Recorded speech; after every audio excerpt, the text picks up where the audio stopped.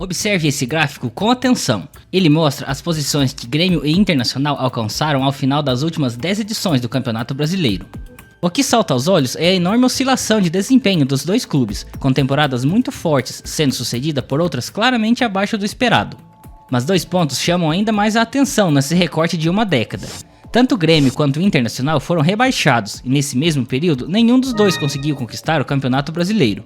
Quando o foco vai para as competições de mata-mata, o cenário recente também não é animador. No mesmo recorte de 10 anos, o Grêmio possui um título de Copa do Brasil e de Libertadores, porém a partir de 2020 o desempenho caiu drasticamente nesses torneios. Pelo lado do Internacional, o clube foi finalista da Copa do Brasil e chegou na semifinal da Libertadores, porém o título acabou não vindo para a equipe do Beira-Rio. Com todo esse contexto, chegamos a 2025, um dos anos mais difíceis da história recente do futebol gaúcho. Além do desempenho fraco nas Copas, Grêmio e Internacional sofreram no Brasileirão. O Grêmio só conseguiu se afastar da briga contra o rebaixamento na 34ª rodada. O Internacional viveu um drama ainda maior e escapou da Série B apenas nas últimas rodadas. Com isso, a pergunta que fica é: como dois clubes historicamente vencedores, campeões da Libertadores e do Mundial, deixaram de ser protagonistas para se tornarem apenas participantes? Por que antigamente jogar contra essas equipes no Rio Grande do Sul era garantia de derrota e hoje é apenas um jogo comum? E é exatamente isso que vamos discutir hoje. O que está acontecendo com o futebol do Rio Grande do Sul?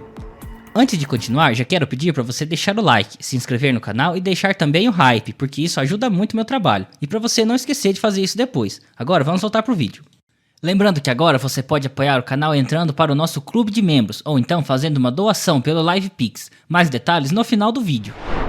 Para entender o futebol gaúcho, é fundamental olhar além do campo e compreender as limitações geográficas que o futebol do Rio Grande do Sul enfrenta, que ajudam a explicar muitos dos problemas vividos pelos clubes do estado. O Rio Grande do Sul é o estado mais ao sul do Brasil, distante não apenas da capital federal Brasília, mas também dos principais centros econômicos e populacionais do país, São Paulo e Rio de Janeiro. Apesar de ser um estado rico, essa distância geográfica cobra um preço alto para os clubes gaúchos. Enquanto equipes do Sudeste, especialmente de São Paulo e do Rio de Janeiro, se beneficiam de uma população numerosa que facilmente se converte em torcida, o futebol gaúcho encontra um mercado mais limitado. Além disso, é no Sudeste que estão concentradas as maiores empresas do país, capazes de oferecer os patrocínios mais altos e os acordos comerciais mais vantajosos. Esse desequilíbrio se reflete diretamente nas receitas. Os clubes gaúchos recebem valores menores em direitos de transmissão e cotas de TV quando comparados aos grandes centros, o que amplia ainda mais a diferença financeira. Os patrocínios Master deixam isso ainda mais evidente. Em 2025, Grêmio e Internacional firmaram contratos com a Alfa.bet no valor de 50 milhões de reais por ano. Já o Atlético Mineiro, fora do eixo Rio-São Paulo, mas mais próximo do centro econômico do país, recebe cerca de 60 milhões anuais da H2Bet. Quando observamos os principais centros, a disparidade se torna ainda maior. O São Paulo fechou um acordo de 113 milhões de reais com a Superbet em 2025. No topo dessa pirâmide está o Flamengo, que assinou um novo contrato com a Betano e passará a receber incríveis 220 milhões de reais por ano.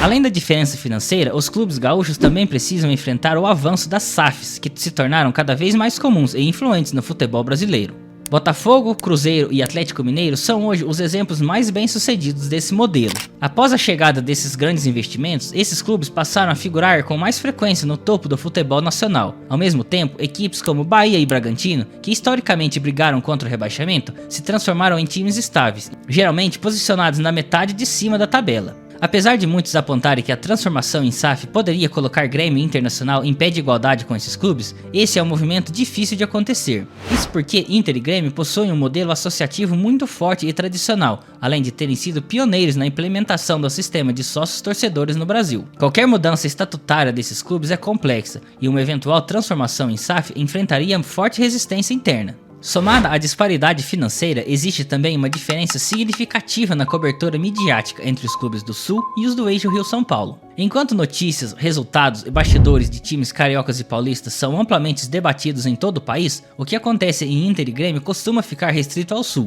Apenas acontecimentos realmente extraordinários conseguem ganhar repercussão nacional. Para um jogador de Inter ou Grêmio virar assunto no Brasil, ele precisa se destacar muito mais.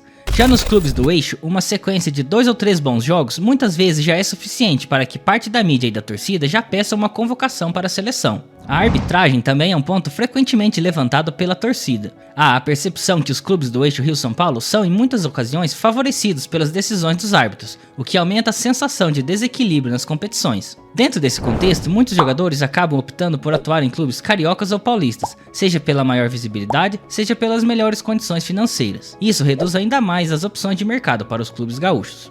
Embora essas diferenças estejam cada vez mais acentuadas nos dias de hoje, é necessário pontuar que elas sempre existiram. Mas então, por que antigamente os times do Sul venciam? Uma das maiores forças históricas de Grêmio Internacional sempre foi a categoria de base. Durante décadas, esses clubes souberam formar jogadores de alto nível, capazes de sustentar equipes competitivas e decidir títulos importantes. Grande parte das conquistas de Inter e Grêmio vieram justamente do protagonismo de atletas revelados em casa ou que chegaram ainda muito jovens, antes de se consolidarem em cenário nacional. No Grêmio, o exemplo mais emblemático é Renato Gaúcho, grande protagonista da Libertadores de 1983 e do Mundial de Clubes no mesmo ano. Já na conquista da Libertadores de 2017, o clube contou com o Arthur, que foi peça central da equipe e pouco tempo depois acabou vendido ao Barcelona. Além deles, o Grêmio já revelou nomes como Ronaldinho Gaúcho, Lucas Leiva e Anderson, todos com impacto nacional e internacional. No Internacional, a história segue o mesmo caminho.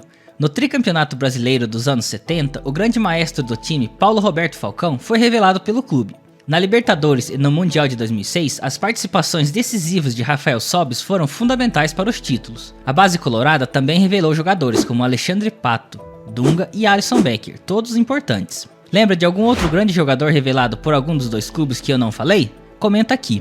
O problema é que esse cenário mudou drasticamente. Hoje, as categorias de base dos dois clubes vivem um momento muito ruim. Em 2025, o time sub-20 do Internacional foi rebaixado para a segunda divisão do Campeonato Brasileiro da categoria. O Grêmio também flertou com o rebaixamento, terminando na 17ª posição, mas acabou escapando porque o regulamento daquela competição previa a queda de apenas 3 equipes. E mesmo quando os resultados não são bons, a base ainda poderia cumprir seu papel principal, revelar jogadores de qualidade. Só que nem isso tem acontecido. Faz tempo que Inter e Grêmio não lançam um nome realmente promissor com repercussão nacional, capaz de se firmar no time principal. Às vezes surge algum talento, mas ele é rapidamente vendido para aliviar as contas do clube, antes mesmo de mostrar todo o seu potencial com a camisa que o formou. Com a escassez de talentos formados nas categorias de base, os clubes gaúchos acabam sendo empurrados para o outro caminho, investir pesado em contratações. O problema é que em muitos casos essas apostas são caras, midiáticas e feitas sem um planejamento sólido. O resultado disso já se repetiu várias vezes, desempenho abaixo do esperado dentro de campo e grandes prejuízos financeiros fora dele. O Grêmio foi um exemplo claro. Mesmo contando com um elenco considerado bom, o clube acabou rebaixado em 2021. O Internacional também seguiu uma trajetória parecida, tinha um grupo razoável, mas em 2025 flertou perigosamente com o rebaixamento. E quando as coisas não acontecem conforme o planejado, os times apelam para as famosas soluções caseiras, Renato Gaúcho e Abel Braga.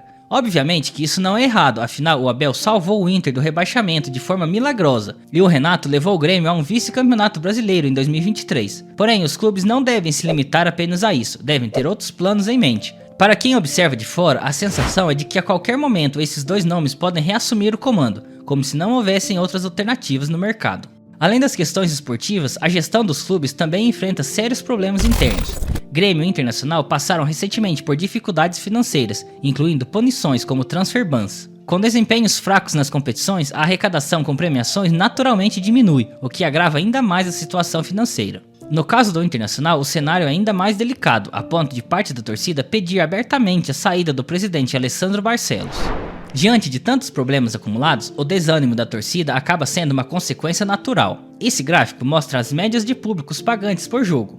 Nele é possível observar que Inter e Grêmio tiveram uma média de público pagante baixa, inferior a 30 mil por jogo. Nem mesmo o Grenal, o evento mais importante do futebol gaúcho no ano, conseguiu escapar dessa queda. Nos dois confrontos pelo Campeonato Brasileiro, o público ficou abaixo dos 30 mil presentes. Mesmo que a torcida de ambos os clubes seja fanática, o desempenho dentro de campo acabou afetando negativamente a presença de público. Esse contexto acabou criando um comodismo perigoso no futebol do Rio Grande do Sul. Alguns pensam, nossos times são naturalmente mais fracos que os times do eixo, e não há condições reais de competir em igualdade, portanto a situação atual é aceitável. Como se terminar no meio da tabela fosse o máximo possível. Esse tipo de pensamento não apenas normaliza o atraso, como também impede qualquer tentativa real de mudança e reconstrução. Além dos problemas estruturais, o futebol gaúcho ainda sofreu um duro impacto com as enchentes de 2024, que atingiram Porto Alegre e outras regiões do estado. Grêmio e Internacional tiveram suas rotinas profundamente afetadas, com interrupção de treinos, danos em centros de treinamento e no próprio estádio, dificuldades logísticas e prejuízos financeiros, em um momento já delicado. Embora esse desastre não explique sozinho a queda de desempenho dos clubes, ele funcionou como um agravante importante, acelerando dificuldades que já existem e comprometendo ainda mais o planejamento esportivo e administrativo para a sequência das temporadas. Já nas divisões de acesso, o saldo de 2025 também não foi positivo. Na Série B não havia nenhum time gaúcho, já na Série C e D, os times do estado que disputaram não conseguiram a promoção. E para agravar, o Juventude foi rebaixado para a segunda divisão. Se os times do Rio Grande do Sul estão se apequenando é uma discussão profunda e complexa, e que esse vídeo não tem a intenção de responder. O fato concreto, porém, é que já chegamos à metade da década de 2020 e o Rio Grande do Sul ainda não conquistou nenhum título de grande relevância no cenário nacional. Esse contexto nos leva ao cenário atual, em que o futebol do estado vive cercado de expectativas. De um lado, o Grêmio inicia um novo ciclo com a chegada de um novo presidente e a contratação de Luiz Castro como treinador. Além disso, após um acordo, o clube passará a administrar integralmente o seu estádio, o que abre espaço para aumento de receitas e um melhor aproveitamento da arena. De outro lado, o Internacional entra na temporada após flertar com o rebaixamento e cercado de incertezas. O clube enfrenta um cenário de dívidas e problemas administrativos, e aposta no técnico Paulo Pesolano como responsável por recolocar o time em um patamar competitivo. O declínio recente do futebol no Rio Grande do Sul não pode ser explicado por um único fator. Ele é resultado de uma combinação de desvantagem geográfica, perda de força financeira, menor exposição midiática, enfraquecimento das categorias de base e problemas de gestão que se acumularam ao longo dos anos. Grêmio e Internacional seguem sendo clubes gigantes em história e torcida, mas o futebol brasileiro mudou.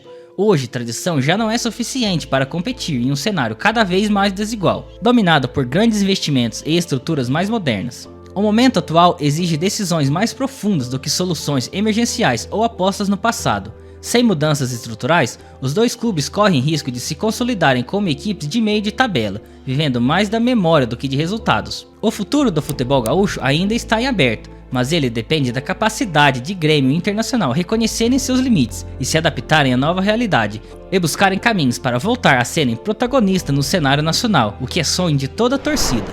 Mas e você, o que achou dessa história? Você acredita que Grêmio e Inter podem recuperar seu prestígio no cenário nacional e vencer algum título importante?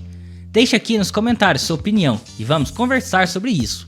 E se você viu o vídeo até aqui, é sinal que o conteúdo foi bom, então se inscreve no canal e deixa o like. E também o hype. Se você gosta do meu trabalho e quer me apoiar, considere entrar para o nosso clube de membros. Você vai ganhar acesso antecipado aos conteúdos, terá prioridade nas respostas, além de aparecer no final de todos os vídeos. Os membros também terão acesso a vídeos exclusivos, onde eu vou trazer gameplays de jogos de geografia e futebol. Agora, se você quiser apoiar diretamente, faça uma doação através desse QR Code que está aparecendo no vídeo. Além de mandar uma mensagem direta para mim, seu nome também vai aparecer no final dos vídeos. Vou deixar os links de ambos os programas na descrição e no comentário fixado. E se você não puder apoiar financeiramente, tudo bem, apenas curte e comenta nesse vídeo, porque já me ajuda muito. E se você gostou desse vídeo, eu deixei aqui embaixo um outro conteúdo muito legal para você assistir. Eu vou ficando por aqui e nos vemos no próximo vídeo.